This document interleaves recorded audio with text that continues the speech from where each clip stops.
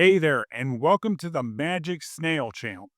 This is where we share real life stories about people dealing with all kinds of situations. Some are funny, some are messy, and some are downright unbelievable. If you like hearing stories that feel real and keep you curious, you'll feel right at home here. So go ahead, like the video, and subscribe to the channel if you want more. We've got plenty of stories waiting for you. You cheated like a queen. Now drown like a fool. The notification sound cut through the 1:47 a.m. silence like a blade. Cooper's eyes snapped open in the darkness, his phone buzzing against the nightstand with that particular insistence that meant trouble. He'd been married to Isabella for 3 years, long enough to know that texts at this hour never brought good news. Rolling over, he squinted at the screen. The message was from Isabella, who was supposed to be at her sister's place for the weekend. What he saw made his blood freeze. A photo. Isabella in a white dress, beaming next to Charles, his former best friend, both holding what looked like marriage certificates. The Vegas chapel backdrop was unmistakable. The text below read, "Just got hitched to Charles. Surprise! Thanks for being such a joke. Have a blast in your sad little world. XOXO." Cooper stared at the screen, his mind struggling to process what he was seeing. Isabella, Charles, married, in Vegas. While he'd been home, working late on the Henderson project, trusting his wife was having sister time with Camilla, his hands didn't shake. That surprised him. Instead, a cold clarity washed over him like ice water. He sat up in bed, bare feet touching the hardwood floor, and walked to the kitchen. The refrigerator hummed. Shadows stretched across the granite countertops he'd paid for in the house he'd bought before meeting Isabella. He typed back, "Okay." Then he went to his home office. Cooper had always been methodical. It's what made him successful in financial planning. The ability to see the big picture while managing every detail. Now, bathed in the blue glow of his monitor, he applied that same precision to dismantling his marriage. First, the credit cards. Isabella had been an authorized user on 3 accounts. Her shopping habits had always irritated him. $200 at Target for essentials, $150 dinner she'd Instagram with hashtags like #treatmyself. At 2:05 a.m., he removed her from each account with clinical efficiency. Next, the joint accounts. They'd pooled their money 18 months ago, when Isabella had suggested it would be more romantic to share everything. Cooper had earned most of it. His salary as a senior financial advisor at Meridian Wealth Management was 6 figures, while Isabella's part-time gig at a boutique marketing firm brought in maybe $30,000. Still, he'd agreed because marriage meant partnership. Except partnership implied loyalty. He transferred $74,000 from their joint checking and savings accounts to his personal account. Left her exactly $47.83, the balance she'd contributed last month from her boutique job. Then came the passwords. Email accounts, cloud storage, streaming services, their shared photo albums. Isabella had always been careless with technology, letting him handle their digital life. She'd trusted him with everything. As he changed each password, Cooper felt something he hadn't expected. Relief. Like removing a splinter he'd carried for months without realizing it was there. At 3:30 a.m., he called Secure Lock Services. They advertised 24/7 availability, and Cooper was about to test that claim. "I need all the locks changed on my house," he told the dispatcher. "Emergency service." "Sir, it's 3:30 in the morning. Our emergency rate is, I don't care what it costs." The locksmith arrived at 4:15 a.m., a tired-looking man named Pete who didn't ask questions. While Pete worked, Cooper made coffee and systematically photographed everything he was doing. Screenshots of the transfers, timestamps of the password changes, photos of the new locks being installed. Evidence. By 5:30 a.m., Cooper's house was secure. Isabella's key would no longer work. Her credit cards were dead. Her access to their shared digital life was severed. He emailed copies of everything to himself at his work account, then to his personal backup email. Then he printed the evidence. The marriage certificate photo, the gloating text message, the bank transfer records. At 6 a.m., he showered and got ready for work, as if this were any other Friday. Because in a way, it was. His new life was starting. Cooper made it through the workday on autopilot. He sat through meetings, reviewed client portfolios, and responded to emails with the same professional competence he'd maintained for 7 years at Meridian. His colleagues noticed nothing unusual. "Great work on the Henderson restructure," his boss Sarah mentioned around 2 p.m. "The client was impressed with your attention to detail." Attention to detail. If only Sarah knew how much attention Cooper had paid to details in the past 12 hours. He left the office at 5:30 p.m. sharp and stopped at the grocery store. He bought ingredients for Isabella's favorite dinner: salmon, asparagus, that expensive wine she liked. Then he drove home and prepared everything with the same methodical care he'd applied to destroying their financial partnership. The salmon was perfectly cooked. The asparagus had just the right amount of snap. The wine was properly chilled. Cooper ate alone, watching Gordon Ramsay berate incompetent chefs on the Food Network. He found the irony amusing, a professional showing amateurs how their carelessness had consequences. At 11 a.m. Saturday, right on schedule, the pounding started. Cooper was in the kitchen, sipping iced tea and watching Gordon rescue another failing restaurant, when Isabella began hammering on the front door. "Cooper, what the heck is wrong with my key?" He turned up the volume on the TV. Gordon was explaining to a delusional restaurant owner why his customers kept leaving. "I know you're in there. Open this door." Cooper walked to the front door, checking his phone. 11:02 a.m. Isabella had always been punctual when she wanted something. "You got married," he said through the door. "In Vegas?" "That's not—" "Cooper, let me in. We need to talk." "About what? Your reception at the Bellagio buffet?" Silence. Then, "How did you—" "Never mind. Just open the door." Cooper unlocked the door and opened it. Isabella stood on the porch, still in yesterday's clothes, mascara smudged, holding her useless key. She looked like she'd slept in an airport. "Hi, wife," Cooper said. Isabella pushed past him into the house. "This is ridiculous. You can't just change the locks." "I can. I did." Cooper closed the door. "Want some coffee? I made a fresh pot." "I don't want coffee." "I want to know why you're acting like a psycho." Cooper walked to the kitchen, Isabella following. He poured himself more iced tea, added a slice of lemon. "You married Charles. Congratulations." It was a mistake. We were drunk." "It's not real." "The certificate looked real. Very official." Isabella's face flushed. "You're being impossible. This is my house, too." "No," Cooper said, taking a sip of tea. "This is my house. I bought it 2 years before we met. You moved in." "There's a difference. We're married." "Were, past tense. You upgraded." Isabella stared at him. "I want to get my clothes, my things." "Of course. They're in the garage. I packed everything last night." "You packed my—" Isabella's voice cracked. "You can't just throw me out." Cooper set down his glass. "I'm not throwing you out. You left. You got married to someone else. You sent me a photo to make sure I knew." "I was angry." "You never pay attention to me. You're always working. You treat me like I'm some kind of accessory." "So you married my best friend." "Charles gets me. He listens to me. He makes me feel special." Cooper nodded slowly. "That's nice. I hope you'll be very happy together." Isabella's expression shifted, confusion replacing anger. "You're not fighting for me. For you. Isabella, you literally married someone else." "But I thought you'd be upset." "Fight for us." Cooper walked to the freezer, pulled out a pitcher of ice water. "I was upset for about 5 minutes. Then I realized something." "What?" "I felt relief." Isabella's mouth opened, but no words came out. Cooper continued. "For months, I've been walking on eggshells, wondering why you were so distant, why you snapped at everything I said, why you spent so much time at your sister's. Now, I know, you were already gone." "Cooper, so thank you for being honest." "Finally." Isabella's eyes filled with tears. "I made a mistake. Charles and I, we were drunk and you decided to get married. And then you decided to send me a photo. And then you decided to tell me to have a blast in my sad little world." Cooper lifted the pitcher. "Which part was the mistake?" "All of it. I was angry and hurt, and—" Cooper poured the ice water over her head.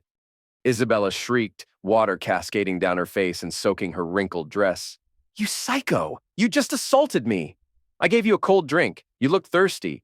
I'm calling the police." "Good idea. I'll wait." Isabella stood dripping in his kitchen, shivering and furious. She pulled out her phone with shaking hands and dialed 911. I need police at 1247 Maple Street. My husband just assaulted me. 20 minutes later, 2 officers arrived, a weary-looking sergeant named Williams and a younger officer named Torres. Isabella met them at the door, still damp but having found a dish towel to wrap around her shoulders. Officers, thank God, my husband has lost his mind. He changed the locks. He threw water on me. He's keeping me from my own home. Sergeant Williams looked at Cooper, who stood calmly in the doorway. Sir, what's your side of this? Cooper handed him a folder. My wife married someone else yesterday. In Las Vegas. I have the photo she sent me at 1:47 a.m. to announce it. This is my house, purchased in 2019. Here's the deed. Here's the marriage certificate she's holding in the photo.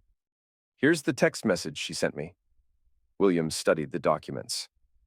Ma'am, it says here you got married to a Charles Davidson yesterday. That was a mistake. I was drunk. But you sent this photo to your husband. Isabella's face crumpled. I was angry. Officer Torres stepped forward. Sir, did you throw something at your wife? A pitcher of water. I poured it on her. Why? Cooper thought about it. She seemed overheated. Williams suppressed what might have been a smile. Ma'am, this is a civil matter. If you want to contest the property division, you'll need to file with family court. But he assaulted me. With water, Torres said. From a pitcher, while you were standing in his kitchen, in his house. After you married someone else. Isabella looked between the officers. You're not going to arrest him? For what? Making it rain indoors? After the police left, Cooper expected peace. Instead, he got a parade. At 2:30 p.m., Isabella returned with reinforcements. Her mother, Carol, a brittle woman who'd always treated Cooper like he was contaminated, her sister Camilla, who nodded along with whatever Isabella said, and Charles, who looked like he'd rather be anywhere else. They gathered in Cooper's driveway like a suburban war council. This is harassment, Carol announced, her voice carrying across the neighborhood. Legally, this is still Isabella's home. Cooper stepped onto his porch. Actually, Carol, legally, it's not. But I'm sure you know that, being a former real estate agent. Don't you dare talk down to me! I'm talking at exactly the right level. Would you like me to get a step stool? Camilla stepped forward. Cooper, this is insane. Isabella made a mistake. Isabella made a choice, several choices. All of them carefully documented. Charles finally spoke. Look, man, I know this is messed up, but what, Charles? You're going to explain how you accidentally married my wife? It wasn't supposed to happen like this. How was it supposed to happen? You were going to ask my permission first? Isabella pushed past her mother. I'm entitled to half of everything. Community property. Cooper laughed. This isn't California, Isabella, and we signed a prenup, remember? You said it was romantic that I trusted you enough to protect both of us. That prenup is invalid. According to who? Your sister? Your mother? Charles? Carol stepped forward. According to our lawyer. You don't have a lawyer, Carol. You have a cousin who does personal injury. There's a difference. We'll see about that. Cooper shrugged. I look forward to it. Charles, how was the reception? I heard the Bellagio buffet has excellent shrimp. Charles looked sick. There wasn't no reception. That's disappointing. What about the honeymoon? Stop it, Isabella said. Stop what? Asking about your marriage? Isn't that what people do? Ask about your special day? Camilla tried to mediate.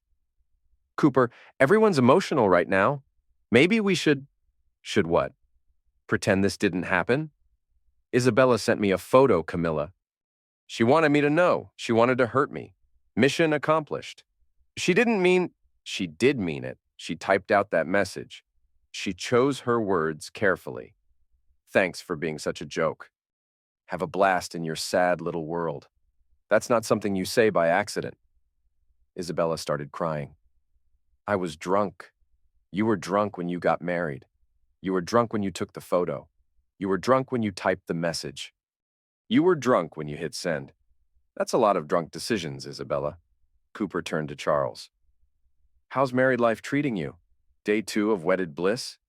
Charles looked like he might vomit. We're not what? Not married? Because I have documentation that says otherwise. We're getting it annulled. Interesting. Does Isabella know that? Isabella whirled on Charles. What do you mean, annulled? I mean, baby, we talked about this. It was a mistake. A mistake? You said you loved me. I do love you, but you want to annul our marriage? Cooper watched this unfold with the detached interest of someone watching a nature documentary. The suburban family unit was dissolving in real time. This is perfect, he said. You two work this out. I'll be inside. He started toward the door, then turned back. Oh, Isabella, your stuff is in the garage. Everything's boxed and labeled. I even wrapped the fragile items in bubble wrap. You can't just... I can. I did. And unless you want to add trespassing to your impressive list of accomplishments, I suggest you collect your belongings and leave. Sunday morning brought the U-Haul. Cooper watched from his bedroom window as Isabella and Charles struggled with the rental truck. Isabella was directing, badly, while Charles did the heavy lifting. Camilla had come to help, but she was more interested in her phone than the boxes. The scene got interesting when Isabella's credit card was declined at the U-Haul counter. Cooper couldn't hear the conversation, but he could see Isabella's animated gestures, the cashier's apologetic shrugs, and Charles's wallet emerging with obvious reluctance. It was, Cooper reflected, the look of a man realizing his affair came with a copay. The actual moving took 3 hours. Cooper had indeed packed everything carefully, clothes sorted by type, books boxed by size, even her collection of scented candles wrapped individually. He'd found some things he'd forgotten about. Love letters from an ex-boyfriend, receipts for dinners she'd claimed were work meetings, a journal with entries about how boring Cooper was. He'd packed those items too, everything in its proper place. When they finished loading, Isabella came to the door one last time. Cooper, please. Can we talk? Really talk? About what? About us, about fixing this. Cooper looked at her. Really looked. She was beautiful. He'd always known that. It's what had attracted him first, her laugh and her smile and the way she moved through the world like she belonged everywhere. But beauty without loyalty was just decoration. There's nothing to fix, Isabella. You made your choice. I made a mistake. You made several mistakes. Getting married was just the most recent one. She started crying again. I love you. No, you don't. You love what I represented. Security, stability, a nice house and a reliable income, but you don't love me. That's not true. It is true. If you loved me, you wouldn't have married Charles. If you loved me, you wouldn't have sent me that photo. If you loved me, you wouldn't have written in your journal about how boring I am. Isabella's face went white. You read my journal? I packed your journal. Hard not to notice when it's open to a page about how you're stuck with someone who has no passion for life. I didn't mean. You meant it. And you know what? You were right. I am boring. I work hard, I pay bills, I keep my promises. If that's not exciting enough for you, then you made the right choice. Isabella wiped her eyes. What happens now? Now you go live your exciting life with Charles. And I'll go live my boring life alone. Cooper. Goodbye, Isabella. He closed the door and watched through the window as she walked back to the U-Haul. Charles was waiting, looking impatient. They had a brief, heated conversation. Then Isabella climbed into the passenger seat. The truck pulled away, taking 3 years of marriage with it. Cooper felt empty, but it was a clean emptiness, like a room after the furniture's been removed. Space for something new. Monday morning, Cooper called his friend Zeke, who worked in IT forensics. I need a favor.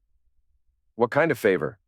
The kind where you recover deleted text messages from my wife's phone backup. Zeke was quiet for a moment. Cooper, man, that's some serious spy crap.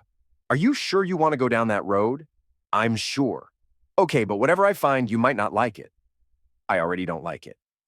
I just want to know how much I shouldn't like it. Zeke worked his magic over the weekend.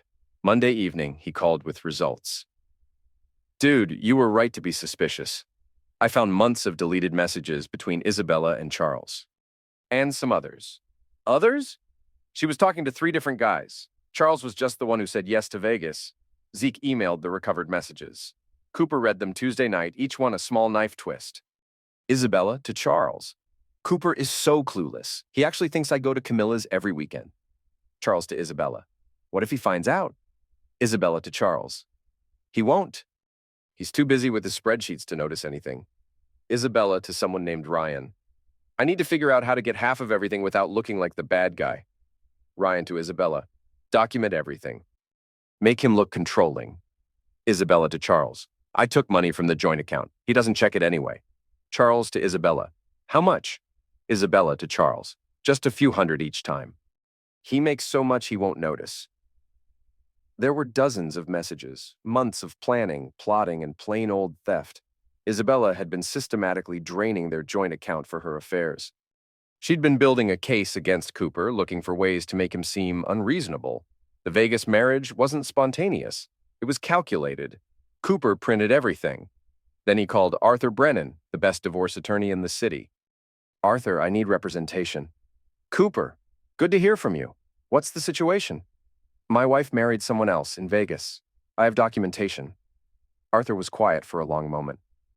She married someone else while still married to you? Correct. That's bold. When can you come in? Tomorrow. Arthur's office was downtown, 30 floors up with a view of the river. Arthur himself was a silver-haired man in his 50s who'd built his reputation on being thorough, aggressive, and expensive. This is fascinating, Arthur said, reviewing Cooper's evidence. I've seen adultery cases, but bigamy? That's a new one. What are our options? Well, technically, she's committed a felony. Bigamy is illegal in Nevada. I don't want her arrested. I just want out. Fair enough. But this gives us tremendous leverage. She can't claim to be the wrong party when she's literally married to someone else. Arthur leaned back in his chair. You mentioned a prenup? Standard agreement. What's mine stays mine. What's hers stays hers. She'll try to challenge it. Let her try. Cooper, I have to ask, are you sure about this? Divorce is expensive and exhausting. Sometimes people work things out. Cooper thought about the recovered messages. Isabella laughing about his cluelessness. Isabella stealing from their joint account. Isabella planning to take half of everything he'd worked for. I'm sure. All right then, let's destroy her. The next few days brought what Arthur called the extinction burst. Isabella's final desperate attempts to regain control. First, her father called Cooper's boss. Sarah, I'm getting a very strange call about you, Sarah said, closing Cooper's office door. Someone named Frank, claiming to be your father-in-law, says you're having a mental breakdown. Cooper sighed. My wife married someone else. Her father thinks I should be okay with it. Sarah blinked. She married someone else? In Vegas, I have photos. Wow. Are you okay? I'm fine. Better than fine, actually. Take whatever time you need. This company has your back. That night, Isabella tried to break into the house. Cooper's new security system caught her at 2:17 a.m., trying to jimmy the back door with what looked like a credit card. He called the police. Same officers as before? Officer Torres asked when he arrived. Different crime, same criminal. Isabella was arrested for attempted breaking and entering. She spent 6 hours in jail before Charles bailed her out. The mugshot made the local news website. Then Isabella called Cooper's mother. Cooper, your mother is very upset, his mom said when she called.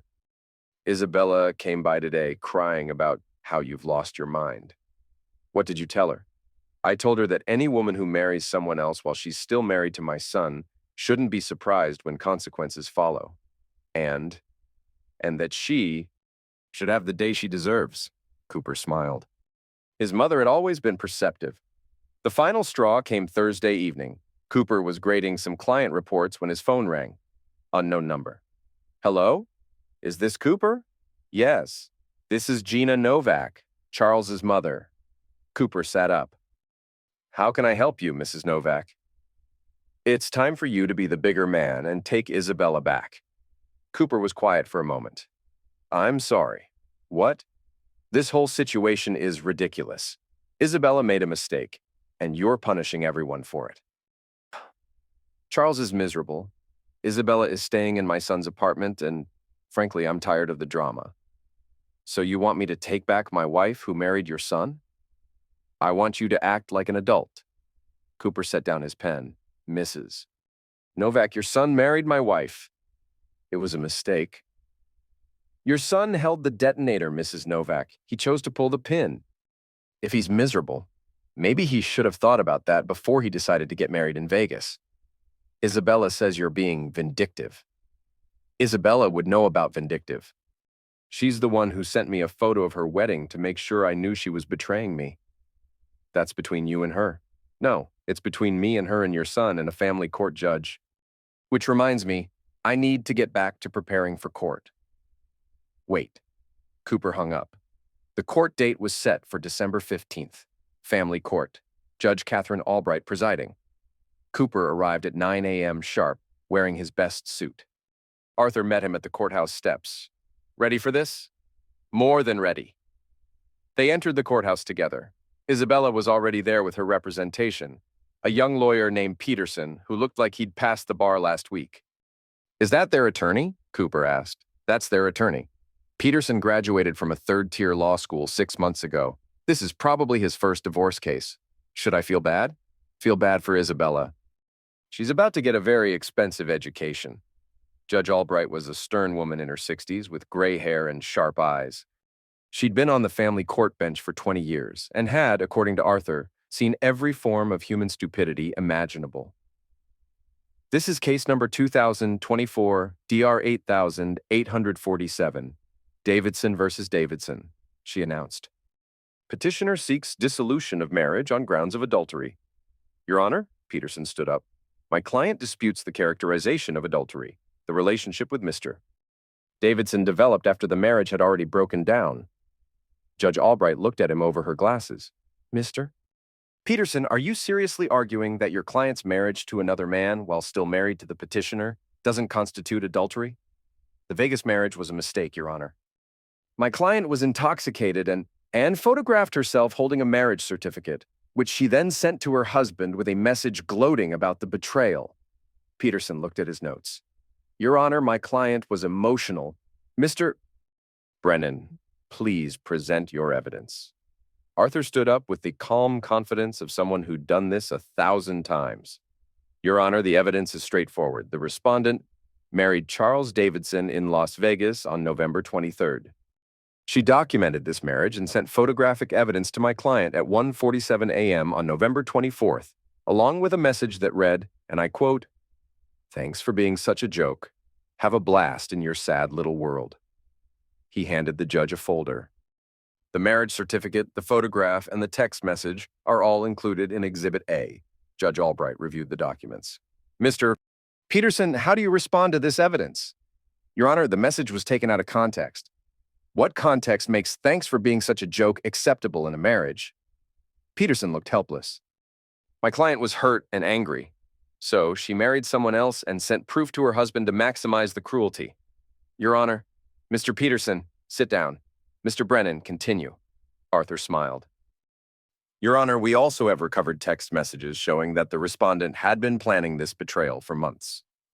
She systematically stole money from joint accounts, conducted multiple affairs, and plotted to take half of my client's assets despite contributing virtually nothing to the marriage. Objection. Peterson stood up again. That's characterization. Sustained. Mr. Brennan, stick to facts. Of course, Your Honor.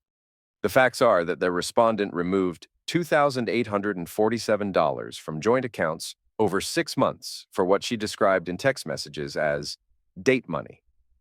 She conducted affairs with multiple men, including Charles Davidson, whom she eventually married. She documented everything, including her own adultery. Arthur handed the judge another folder. Exhibit B contains the recovered messages. Judge Albright spent several minutes reading. Her expression grew more disapproving with each page. Miss Davidson, did you write these messages? Isabella stood up, tears streaming down her face. Your Honor, I was unhappy in my marriage. That's not what I asked. Did you write these messages? Yes, but... Did you take money from joint accounts for what you called date money? I needed... Yes or no? Yes. Did you marry Charles Davidson while still married to Cooper Davidson? It was a mistake. Yes, or... No. Isabella looked at Peterson, who shrugged helplessly. Yes. Judge Albright set down the papers. Miss Davidson, in 20 years on this bench, I have never seen such a deliberate and calculated betrayal of marriage vows. You didn't just commit adultery, you committed bigamy. You didn't just steal from your husband, you mocked him for not noticing. You didn't just break your marriage, you took a photograph to make sure he knew you were breaking it. Your Honor, I'm not finished. Then, after documenting your own crimes, you had the audacity to claim you were the victim. You tried to have your husband arrested for pouring water on you. You brought your family to harass him at his own home. You attempted to break into his house. You had your father call his employer to try to get him fired. Isabella was sobbing now. What you wanted was to have your cake and eat it too. You wanted the security of marriage with the excitement of multiple affairs. You wanted your husband's money, but not your husband. You wanted to hurt him, but not face consequences. Judge Albright looked at her notes. The court finds clear and convincing evidence of adultery, bigamy, and financial misconduct. The marriage is dissolved immediately. The prenuptial agreement is valid and enforceable. Peterson stood up. Your Honor, regarding alimony, yes, let's discuss alimony. Mr. Brennan, what are you seeking? Arthur smiled. Your Honor, given the respondent's conduct, we're seeking alimony from the respondent to my client. She stole nearly $3,000 from joint accounts. She cost him attorney fees. She caused him emotional distress. We believe she should compensate him for her misconduct. Your Honor, that's ridiculous, Peterson protested. Is it? Judge Albright asked. She stole from him. She betrayed him. She mocked him. She harassed him. Why shouldn't she compensate him? Because she's a woman? Mr. Peterson, equality means equality. If a man had done what your client did, would you argue he shouldn't pay alimony? Peterson looked sick. No, Your Honor. Then why should your client be treated differently? The court awards alimony in the amount of $500 per month for 1 year, payable by the respondent to the petitioner. Isabella gasped. I have to pay him. You have to pay him. Consider it a stupid tax. Judge Albright banged her gavel. Court is adjourned. The aftermath was swift and brutal. Isabella's mother confronted Cooper outside the courthouse. This is vindictive. You're destroying a young woman's life. Carol, your daughter destroyed her own life. I just documented it. She made a mistake.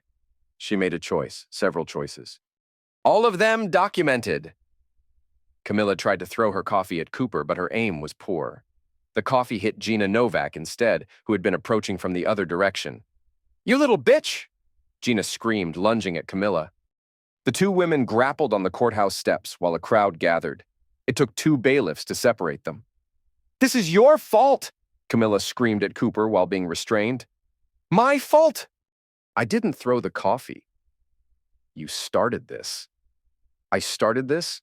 I didn't marry someone else.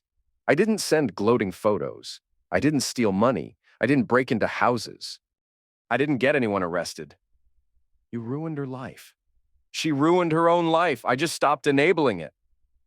Isabella stood in the middle of the chaos, sobbing. I don't have anywhere to go. Camilla's apartment is barely livable. I can't afford my own place. Then you should have thought about that before you got married in Vegas, Cooper said. Please, Cooper, I'm sorry. I'm so sorry. Cooper looked at her, really looked. 3 years of marriage, and he was seeing her clearly for the first time. She wasn't sorry for what she'd done. She was sorry for the consequences. I know you are, Isabella. But sorry doesn't fix this. What am I supposed to do? Learn from it. Make better choices. Find someone who deserves what you put them through. Cooper walked away, leaving Isabella crying on the courthouse steps. The epilogue came in pieces over the following months. Isabella was fired from her boutique job after the arrest made the local news. Apparently, clients didn't want their marketing handled by someone who'd been arrested for breaking and entering. Charles lasted 3 weeks before he had the Vegas marriage annulled. He was last seen dating a casino bartender who'd moved to their city specifically to get away from Vegas. Cooper moved to a downtown condo with a river view. He sold the house where he'd been married. Too many memories, both good and bad. The new place was smaller but cleaner, simpler. He furnished it with things he actually liked instead of things that looked good in magazines. 6 months later, he met someone at a client's retirement party. Mark was a teacher, divorced, with joint custody of twin daughters. He was steady, honest, and kind. He laughed at Cooper's jokes and meant it. You seem different from most financial advisors, Mark said over coffee on their third date. Different how? Less intense, more relaxed. Cooper thought about it. I got rid of some baggage. Bad investment? Terrible investment. Took me 3 years to realize the returns were negative. Mark smiled. Well, their loss is my gain. Cooper's lawyer, Arthur, framed the Vegas marriage certificate and hung it in his office as a conversation piece. Best evidence I've ever presented, he told colleagues. The defendant literally photographed her own crime. On the 1-year anniversary of that 1:47 a.m. text message, Cooper received an unexpected visitor. Isabella stood at his condo building's front desk, looking older and tired. She says she knows you, the doorman called up. Cooper came down to the lobby. Isabella was thinner, wearing a cheap dress he didn't recognize. Her hair was shorter, less styled. She looked like someone who'd learned hard lessons. Hello, Cooper. Isabella, how did you find me? I asked around. I wanted to talk to you. They stood in the marble lobby, surrounded by the quiet luxury of Cooper's new life. Through the floor-to-ceiling windows, the river sparkled in the afternoon sun. What did you want to talk about? I wanted to apologize. Really apologize. Not because I want something, but because I owe you that. Cooper studied her face. Okay. I was cruel. I was selfish. I took everything good about you and threw it away for nothing. Charles was nothing. The other guys were nothing. I had everything and I destroyed it because I was bored. Why are you telling me this now? Because I've had a year to think about it. A year of living with the consequences. I'm working at a call center now. I live in a studio apartment with thin walls and no air conditioning. I eat ramen noodles and take the bus. Cooper nodded. That sounds hard. It is hard, but it's what I deserve. I played a stupid, cruel game with your life, and I won a stupid, cruel prize. Which is, Isabella looked out at the river, then back at Cooper. My life. This is my life now, and I earned every bit of it. They stood in silence for a moment. I heard you're seeing someone, Isabella said. I am. Are you happy? Cooper thought about Mark, about their quiet dinners and easy conversations, about how Mark made him laugh without trying. I am. Good. You deserve to be happy. Isabella turned to leave, then stopped. Cooper, for what it's worth, I know I was wrong about you being boring. You're not boring. You're steady, reliable, honest. Those aren't flaws. I was too stupid to understand the difference. She walked toward the door and then paused one final time. I hope he appreciates what he has. He does? Isabella nodded and left. Cooper watched her walk down the street toward the bus stop, a small figure disappearing into the afternoon crowds. He went back upstairs to his condo, where Mark was making dinner and the twins were doing homework at the kitchen island. Real life. Good life. Earned life. Cooper's phone buzzed with a text from Mark. Dinner in 20. The girls want to show you their science project after... He typed back, perfect. And it was. Outside, the river flowed past his windows, carrying away everything that didn't matter, leaving only what did. Cooper had learned something valuable in that cold midnight hour when his phone had buzzed with Isabella's cruelty. Sometimes the worst thing that happens to you turns out to be the best thing. He'd lost a marriage, but he'd found himself. He'd lost a wife, but he'd found a partner. He'd lost his sad little world, and he'd built a better one. The Vegas marriage certificate hung in Arthur's office like a trophy, but Cooper didn't need souvenirs. He had something better, a life worth living, with people who deserved it. Isabella had been right about one thing. It was time for him to have a blast. He was finally ready for it.